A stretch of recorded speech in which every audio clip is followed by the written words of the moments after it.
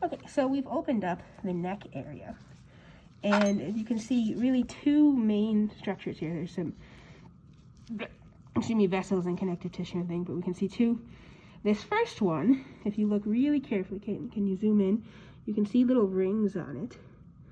That is the trachea. And of course, as the bird flies, it has tremendous demand for energy.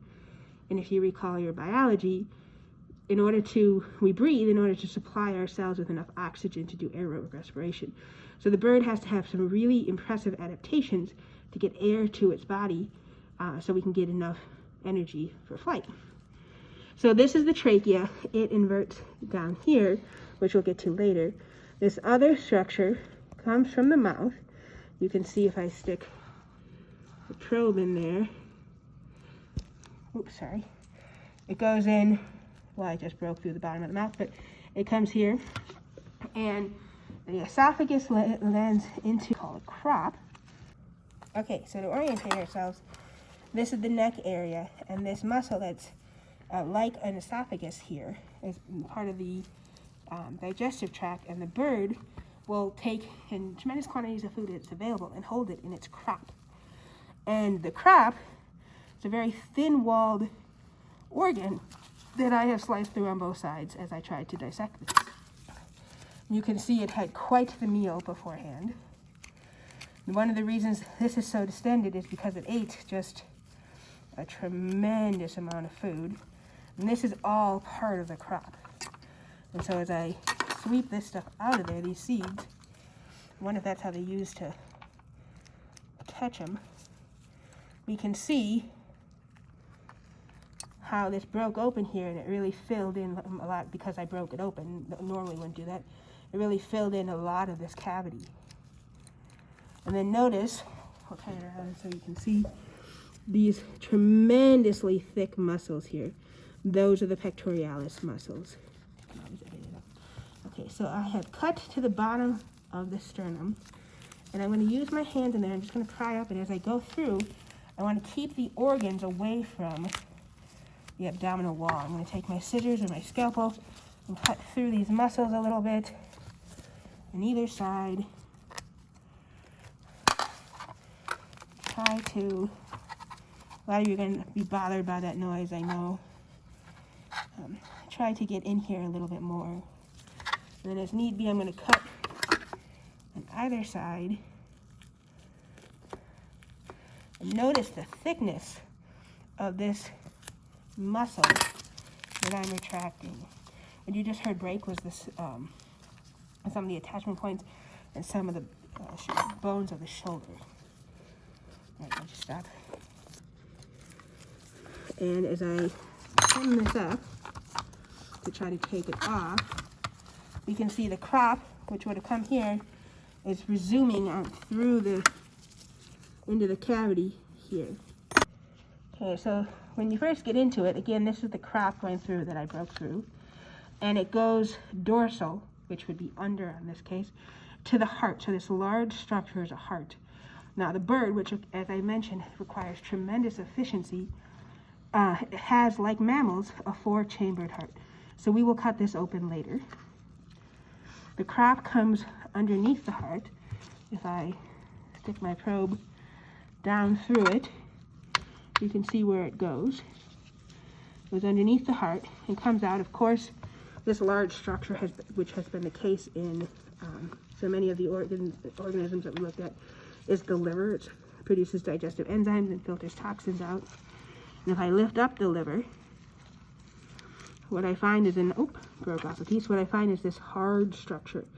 This very hard structure is the bird's version of a stomach. You may remember from the earthworm, instead of having a stomach, they had a gizzard. This too is called a gizzard. So birds and earthworms, while they are very distantly related, both have they're homologous, they're analogous. They don't share a common ancestor, but they both have a crop and this very hard structure, which is the gizzard, which is like a stomach. There's mesentery on top of here, so I'm pulling that off. Like I said, this is the liver. I'm going to remove that. It's the liver, which is very hard, kind of in the way of the mesentery. And as we look at the rest of its digestive tract, it goes from the gizzard to, of course, these coils are the intestine. And what you'll notice is embedded in the intestine, as was the case with the frog, although the frog was very hard to see, and the shark also had it at the first bend. I guess not the first bend, but at the bend is this structure in between the bends of the small intestine, which is the pancreas. So the whole mass is the intestines. Embedded within the first part of the intestines, so the duodenums up here, embedded within the curvy, squiggly part of the intestines, which is the ileum, is this structure you can see on either side. That is the pancreas. And then as we follow it along, we see the ceca at the end. The ceca are at the juncture where you can see where it opens up into the outside, which is that common opening that we find in most of our animals, which is the cloaca. The ceca are these two sac-like, can you see those okay in the video? These two sac-like structures here. They help maintain gut health and provide intestinal flora and things like that. You see in mine a lot of like dark structures. That's some congealed blood. Okay, so for ease of getting into some of these organs, I have in this specimen quite a bit of congealed blood that looks a little bit like bits of liver, which it's not, it's just congealed blood. I'm actually going to cut out my intestinal tract. So I'm going to leave the ceca there. I'm going to cut just cranially to that so I remember what that tube is. And then I'm going to go up to the proventriculus, which is just the area cranial to, that's part liver there that I've got, just the area cranial to that, which is here. So the crop came down from here, this proventriculus, which does chemical digestion, which leads to the gizzard. That out right at the proventriculus. So I'm going to remove this whole digestive tract to make it easier to see. Alrighty. The lung is got many folds and sacs, and okay, you can see with the digestive tract removed, this one's kind of come away from the wall with these two organs. I have a male, so these are the testes. We can also see along the back here the kidneys. They are these organs here.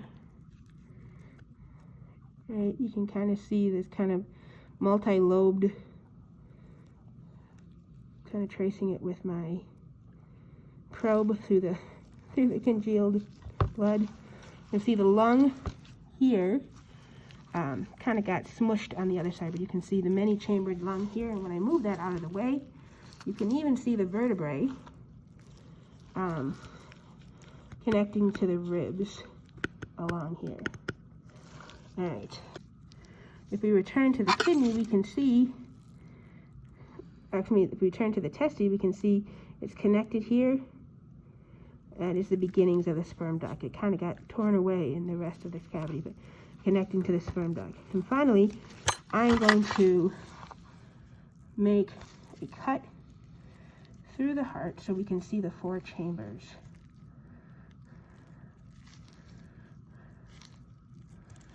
Remember, when you're using a scalpel, you always want to make sure you know where it's going to go. Alrighty, so as we mentioned before, this is a 4-chambered heart. The more muscular part, which we see at the bottom, are the 2 ventricles, left and right. And where we have the congealed blood up here is the atria, the 2 atria. And then we can see the aorta coming out the top,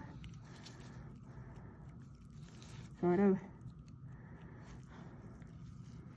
And the vessels coming out the back here.